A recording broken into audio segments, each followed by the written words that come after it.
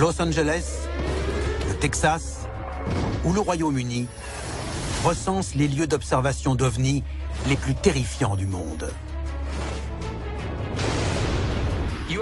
Dans ces endroits, les gens observent beaucoup d'ovnis et font beaucoup de rencontres du troisième type. Au fil des années, on a recensé des milliers d'incidents. Le ciel est devenu le théâtre de phénomènes étranges. Ces lieux de prédilection pour les ovnis nous rappellent constamment que nous ne sommes pas seuls. Et dans ces endroits, les gens vivent souvent dans la peur permanente.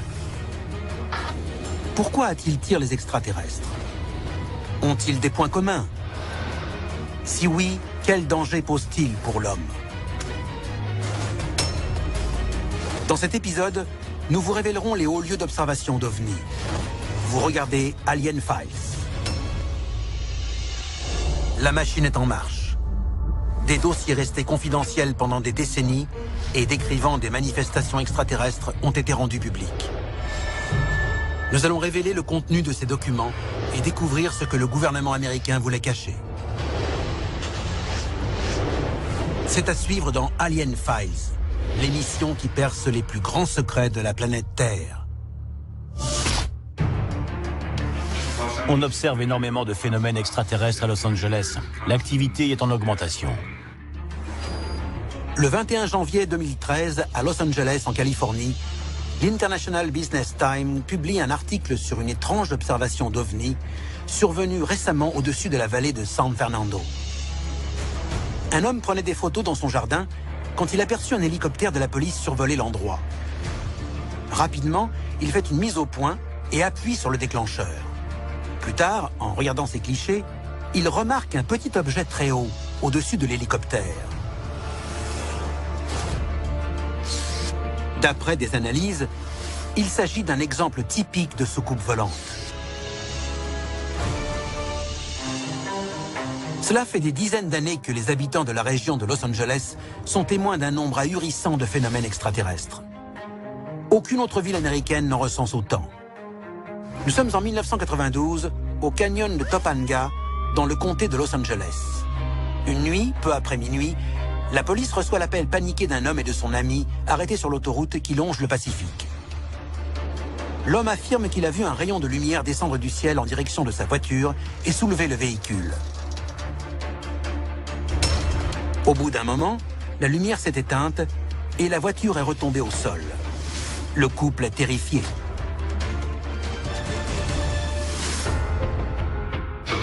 À Topanga, il y a peu d'habitants et un grand parc fédéral. Et le 14 juillet 1992, je ne sais pas ce qui s'est passé. Le ciel ou une sorte de portail céleste s'est ouvert, mais en tout cas, des centaines d'ovnis ont été observés. À ce jour, j'ai parlé à plus de 20 témoins différents, tous adultes, qui confirment ce qui est arrivé ce soir-là. Pourquoi Los Angeles agit-elle comme un aimant pour les extraterrestres? De nombreux ufologues font remonter ces phénomènes à un épisode souvent oublié de la Deuxième Guerre mondiale.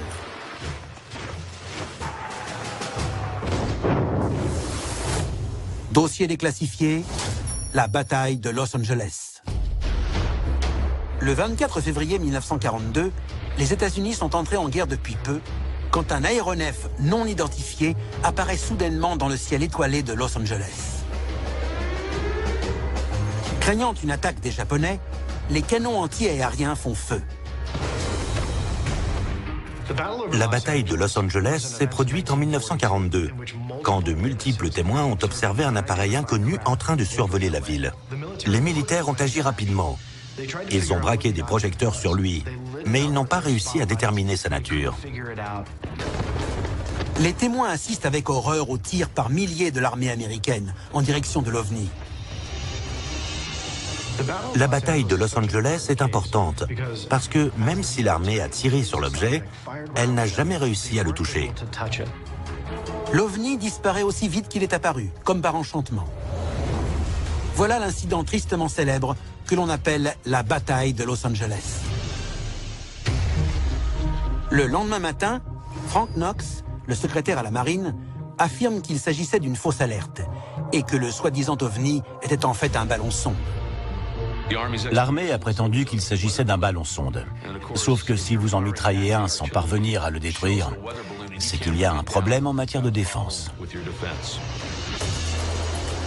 Des militaires chevronnés de l'armée américaine ont-ils donné l'assaut sans retenue à l'encontre d'un ballon-sonde inoffensif? Pire encore, s'il s'agissait bel et bien d'un ovni, les extraterrestres ont-ils interprété cette agression injustifiée comme une déclaration de guerre? Los Angeles est le théâtre d'innombrables rencontres du premier type documentées. Mais ce n'est pas le seul lieu de prédilection des ovnis aux États-Unis. Depuis le 19e siècle, l'ensemble de l'État du Texas a été témoin d'une centaine de phénomènes ufologiques. Je suis sûr et certain qu'il existe une espèce de base là-bas, à cause du nombre élevé d'incidents.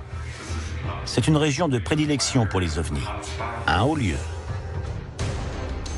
En 1897, à Aurora, au Texas, un vaisseau spatial s'écrase contre une éolienne, d'après le Dallas Morning News. Les citoyens de la ville, découvrant le cadavre d'un extraterrestre, l'enterrent au cimetière selon la tradition chrétienne. À ce jour, une stèle commémore encore l'événement. En 1951, à Lubbock, 3 professeurs de l'université Texas Tech photographient une flotte d'ovnis. L'incident devient connu sous le nom des Lumières de Lubbock. En 2008, à Stephenville, plus de 30 témoins, y compris des agents des forces de l'ordre, observent un ovni de 1500 mètres de diamètre dans le ciel, en pleine journée. Cette apparition est couverte par les médias du monde entier. Pourquoi l'État du Texas attire-t-il l'attention des extraterrestres à ce point? Afin de répondre à cette question, direction Marfa, une petite ville texane située à 100 km au nord-est de la frontière mexicaine. Cela fait plus d'1 siècle que ces citoyens observent d'étranges lumières spectrales dans le ciel. Beaucoup pensent qu'elles sont d'origine extraterrestre. Dossier déclassifié, Marfa, Texas. En 1957, dans un article, la revue Coronet décrit les lumières de Marfa comme des sphères très brillantes de la taille d'un ballon de basket-ball flottant dans l'air. Les scientifiques écartent rapidement l'hypothèse extraterrestre en expliquant qu'il s'agit simplement de phares automobiles. S'ils ont l'air de flotter, c'est à cause de leur réflexion dans l'atmosphère. Les ufologues demeurent sceptiques, pour une raison toute simple.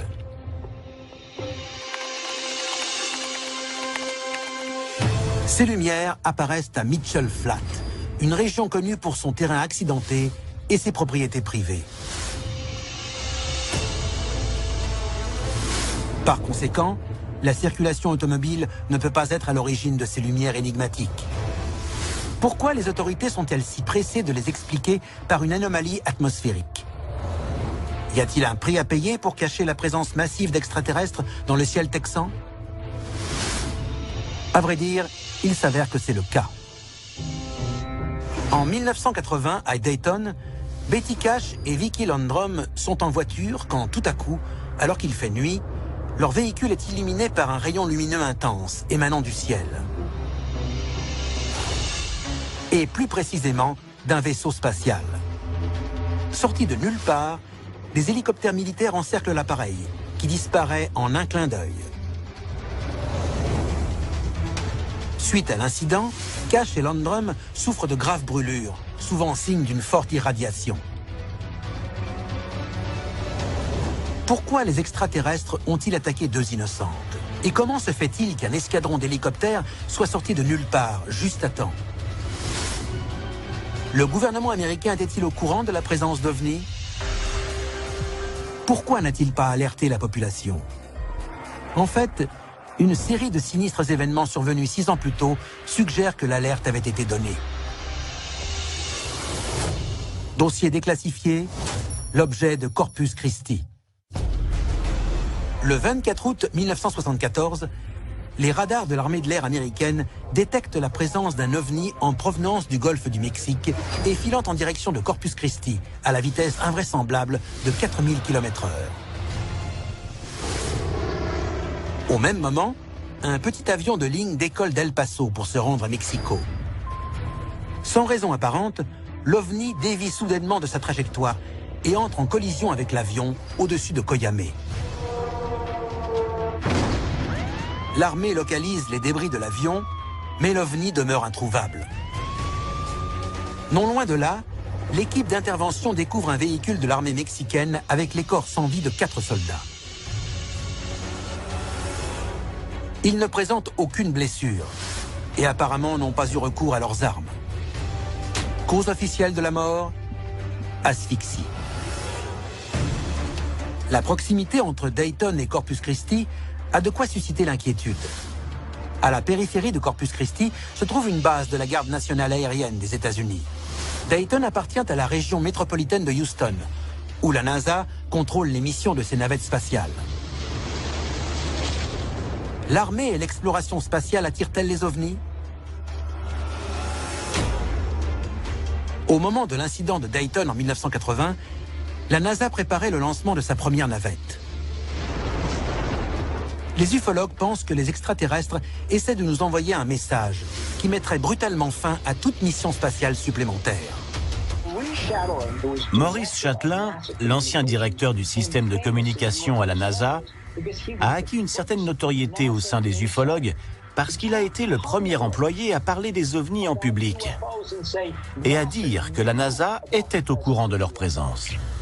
C'était le plus grand secret de la NASA et Maurice Chatelain l'a exposé au grand jour. Si l'Amérique regorge de hauts lieux d'observation d'ovnis, elle n'est pas la seule. En 2008, le gouvernement britannique rend public des dizaines d'années d'observation d'objets volants non identifiés. Le volume d'informations est impressionnant. Entre les années 50 et la fin du projet OVNI mené par le gouvernement britannique, environ 12 000 apparitions d'OVNI ont fait l'objet d'enquêtes.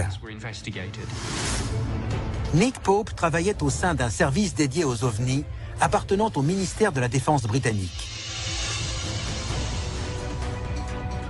Jusqu'en 2013, année de sa fermeture, il a enquêté sur des incidents remontant jusqu'à la Deuxième Guerre mondiale. Il s'avère que beaucoup de ces rencontres du premier type sont imprévisibles et dangereuses. Les dossiers de l'aviation civile et du ministère de la Défense britannique font état de plusieurs cas où on a frôlé la collision entre un ovni et un avion. Un jour, un pilote a seulement eu le temps de dire « Attention, attention » avant que l'ovni ne le frôle à toute vitesse. Heureusement, la collision a été évitée et l'ovni a manqué l'avion de peu. En tout, on recense peut-être une demi-douzaine ou une douzaine d'incidents de ce type.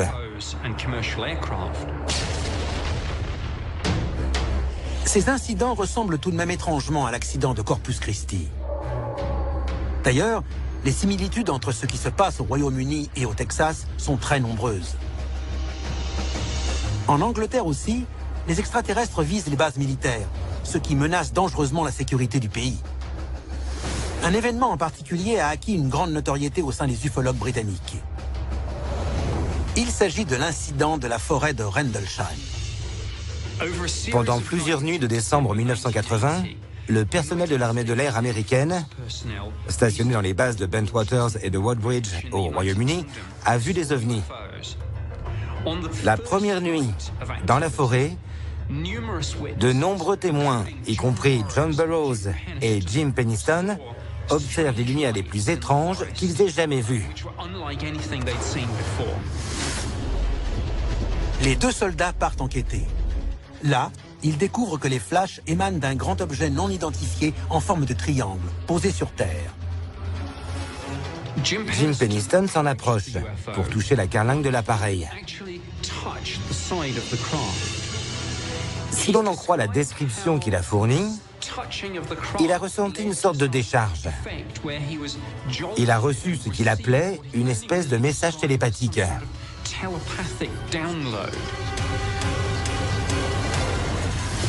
Plus tard, il a ressenti le besoin irrépressible d'inscrire dans un carnet des pages et des pages de 1 et de 0. Certains estiment que ces chiffres seraient un code binaire et beaucoup pensent qu'il s'agit en réalité d'un message.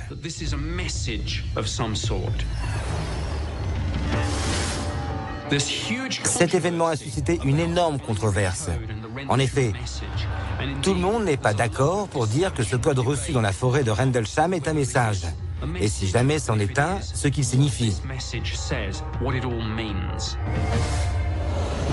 Or, son décodage pourrait nous apprendre pourquoi les extraterrestres sont attirés par la Grande-Bretagne et le Texas. Peut-être qu'il reste des révélations à faire. Tous les documents que j'ai vus ne sont pas encore accessibles au public. Peut-être qu'on apprendra des choses plus tard. Et peut-être que certains documents resteront classés à jamais. Les États-Unis et le Royaume-Uni sont submergés par une intense activité extraterrestre, qui a principalement lieu près d'installations militaires. S'il s'agit de missions de reconnaissance, quel est le but poursuivi? La réponse à cette question se trouve peut-être à l'autre bout du monde, au cœur d'un pays qui s'éveille, la République populaire de Chine. Le 7 juillet 2010, à Hangzhou, des milliers de témoins observent avec stupéfaction et incrédulité un ovni en flammes déchirer la nuit. Beaucoup filment l'objet. Les autorités ferment immédiatement l'aéroport international. Les médias du monde entier s'intéressent à l'affaire. Le gouvernement chinois promet une enquête minutieuse. Mais finalement, ces découvertes ne seront jamais révélées au grand jour. Une semaine seulement après, une deuxième observation collective se produit au sud-ouest de Chongqing. Ses habitants sont terrifiés. Le célèbre astronome chinois Wang Xichao étudie les phénomènes ufologiques en Chine depuis 40 ans. Il estime que l'activité extraterrestre ne cessera d'augmenter dans son pays. Et si l'on en croit une récente intervention publique, il n'exclut pas la possibilité que les extraterrestres soient hostiles. S'ils sont bien intentionnés envers nous, nous pouvons promouvoir la civilisation humaine en échangeant et en coopérant avec eux. S'ils ne le sont pas, tant que nous sommes préparés à une invasion, nous pouvons les repousser en exploitant leurs points faibles. Après tout, ce sont des êtres vivants.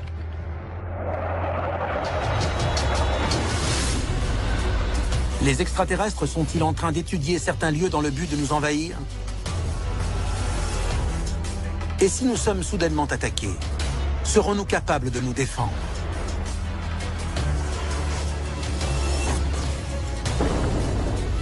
C'était Alien Files, l'émission qui perce les plus grands secrets de la planète Terre.